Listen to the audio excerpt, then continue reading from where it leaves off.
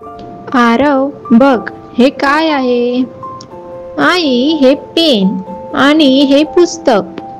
बरं, दोन्ही हातात घे. तुला काय वाटतं? काय जड आहे आणि काय हलकं आहे? पुस्तक खूप जड आहे आणि पेन खूप हलका आहे आई. शाबास. आता या कागदाच्या तुकड्याशी पेन्सिलची तुलना कर.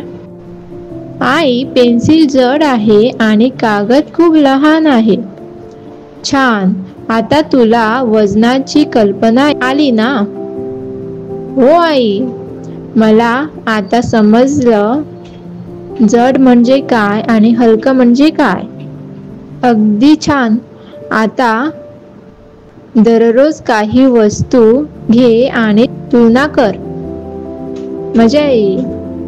हो आई.